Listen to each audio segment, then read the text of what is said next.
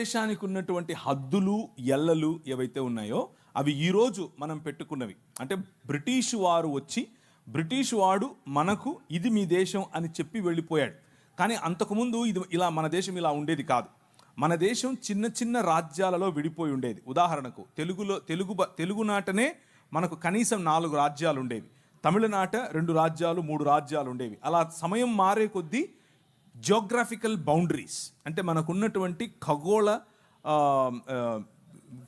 కాదు ఈ మన హద్దులు ఏవైతే ఉన్నాయో అవి మారుతూ వచ్చాయి. కానీ యేసుక్రీస్తు పుట్టిన సమయంలో ఆ రోజు ఉన్నటువంటి భారతదేశం నిజానికి అదంతా ఒకే రాజ్యమే. అక్కడ మొదలుకొని ఈ భారతదేశానికి అక్కడ ఉన్నటువంటి దేశానికి లేకపోతే ఇస్రాయేల్ ప్రాంతానికి ఇప్పుడున్నటువంటి సంబంధం కాదు. అప్పుడెప్పుడో దావీదు సమయం నుంచి కూడా నెమళ్ళు, కోతులు, అలాగే మిరియాలు ఇక్కడి నుంచి సుగంధ ద్రవ్యాలు ఇక్కడి నుంచి ఎగుమతి అయ్యేవి. సో మంచి దౌత్యపరమైనటువంటి సంబంధాలు ఉన్నవే. రాజ్యములు వేరైనా కానీ మనమంతా ఒకటిగానే ఉన్నాం. భారతదేశం ఆ రోజుల్లో ఇక్కడి వరకు ఇప్పుడున్నటువంటిదే కాదు. జావా, సమత్రా, థాయిలాండ్, అలాగే మలేషియా, సింగపూర్, అటుపైకి ముందుకెళ్తే మ్యాన్మార్, ఇటు వెళితే ఆఫ్ఘనిస్తాన్, పైన కశ్మీర్ పైన ఉన్నటువంటి కొద్ది ప్రాంతాలు, ఇరాన్ దగ్గరగా ఉన్నటువంటి ప్రాంతాలు, ఇవన్నీ కూడా భారతదేశంలో భాగమే. ఎస్తేరు గ్రంథం రాయబడినప్పుడు భారతదేశం వరకు కూడా ఎస్తేరు యొక్క హస్బెండ్ రాజు భారతదేశం పైన రాజే ఆ రోజుల్లో. సో ఇదంతా కూడా మనం ఏర్పరచుకున్నటువంటి హద్దులు. ఇది భారతదేశం, ఇది వేరే దేశం, ఇది కజాకిస్తాన్, ఇది తుర్క్మెనిస్తాన్. అలా కాదు, ఒకప్పుడు అలా లేదు. ఇదంతా కూడా ఒక్క మానవ మనుగడకు అవసరమైనటువంటి ఒక్క ప్లానెట్. అన్నిటిని ది బైబిల్ ఏం చెప్తుంది అని అంటే ప్రపంచమంతా ఆయన చేతి పని, ఇది ఆయనదే. ఎవరైతే ప్రశ్నిస్తున్నారో ఎక్కడి నుంచో వచ్చిన మతమని, వాళ్ళే ఎక్కడి నుంచో వచ్చారు. వాళ్ళు కాస్పియన్ సీ దగ్గర నుంచి కొందరు, ఇటువైపు ఇరాన్ ప్రాంతం నుంచి కొందరు వలస వచ్చి ఇక్కడ ఉంటున్నారు. సో ప్రతి ఒక్కరూ ఎక్కడో ఒక చోటు నుంచి వచ్చిన వారే. కొందరు ముందొచ్చారు, కొందరు తర్వాత వచ్చారు. అంతేగాని ముందొచ్చినోడు గొప్ప, వెనకొచ్చినోడు తక్కువ కాదు. ఇకపోతే ఇక్కడున్నటువంటి మతాలు బయటకు వెళ్ళలేదా?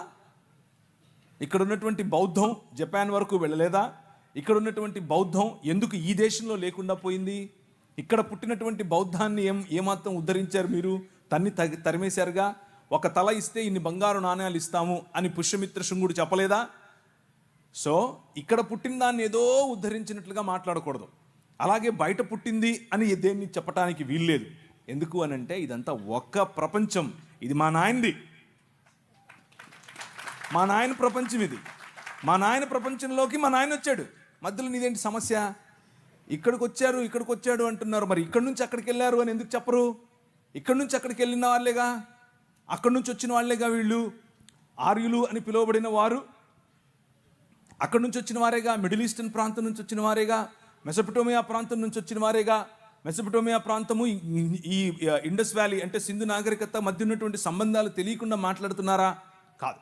ఇవి కేవలము మనుషుల మధ్యలో విభజన తీసుకుని రావటానికి వాడే అవాక్కులు చవాక్కులు. అంతకుమించి ఇంకేమీ లేదు. కాబట్టి భారతదేశంలో అనేక మతాలు ఉండొచ్చు, అందులో ఇబ్బంది ఏమీ లేదు. అలాగే క్రైస్తవ మతాన్ని మతంగా అసలు మేము మతంగా చెప్పటమే లేదు కదా. వస్తున్నది దేనితో? ఒక భావజాలం. ఏంటా భావజాలం? మనుషులందరూ సమానం. ఏంటా భావజాలం? దేవుని వైపుకు మరలండి. ఏంటా భావజాలం? దేవుని పిల్లలముగా మనం మారాలి. ఏంటా భావజాలం? నీతి కలిగి జీవించాలి. ఈ భావజాలం ఎక్కడి నుంచి వచ్చినా తీసుకుంటాం. తెల్లోడు తయారు చేస్తే సెల్ ఫోన్ కావాలి, తెల్లోడు తయారు చేస్తే టీవీ కావాలి, తెల్లోడు తయారు చేస్తే మ్యాగ్నఫోన్ కావాలి, తెల్లోడు తయారు చేస్తే ప్యాంటు సొక్కా వేసుకోవాలి. తెల్లోని తలుసుకోకుండా నీ జీవితంలో ఒక్క క్షణం బతకలేవు. నువ్వు ఒక్క క్షణం కూడా బతకలేవు. నువ్వేమో మళ్ళీ ఆడుకునేది బయట నుంచి వచ్చింది, బయట నుంచి ఏం రాలేదు, ఇక్కడిదే. యేసుక్రీస్తు చనిపోయి తిరిగి లేచిన తర్వాత ఆయన ప్రపంచమంతటిపైన రాజుగా తనను తాను ప్రకటించుకున్న తర్వాత తోమాను పంపించాడు. తోమా ఇక్కడికే వచ్చాడు. తోమా భారతదేశానికి వచ్చాడు, మొదటి శతాబ్దంలోనే వచ్చాడు. బ్రిటిష్ వాళ్ళు తెచ్చాడంటావు ఏంటి నువ్వు? తెలియక. బడ్డి శానిస్ వచ్చాడు. ఆ తరువాత మెల్లిమెల్లిగా క్రీస్తు శకం 500 నుంచి మొదలైంది పరంపర. ఇక్కడున్న వాళ్ళు ఒక ఉత్తరం రాశారు, మా కోసం కొంతమంది మిషనరీలను పంపించండి అని. ఎక్కడికి? ఈజిప్టులో ఉన్నటువంటి చర్చికి రాశారు, అంతియోకికి రాశారు. అప్పుడు 500లో క్రీస్తు శకం 500లో 1500లో బయలుదేరారు కొంతమంది. ఆ 1500కు రావడానికి ముందు మొదటి 1500 సంవత్సరాలలో కొన్ని వందల మంది మిషనరీలు ఈ దేశానికి వచ్చారు. ఎక్కడెక్కడి నుంచి వచ్చారు? ఇరాన్ నుంచి వచ్చారు, ఇరాక్ నుంచి వచ్చారు, బబులోనియా నుంచి వచ్చారు, అలాగే దాన్ని ఏమంటారు, సిరియా నుంచి వచ్చారు. భారతదేశంలో సిరియా బైబిల్ చదివే వాళ్ళు కొన్ని లక్షల మంది ఉన్నారు. తెలియక. సిరియాలో బైబిల్ చదివే వాళ్ళు ఈ రోజు కూడా భారతదేశంలో లక్షల మంది ఉన్నారు. సో ఇది కొత్త మతం ఏం కాదు.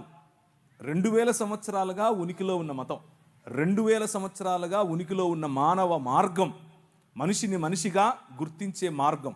ఈ మార్గం బయట నుంచి వచ్చిందేమి కాదు, ఇక్కడిదే. ఓకే అన్న, థ్యాంక్ యూ అన్న.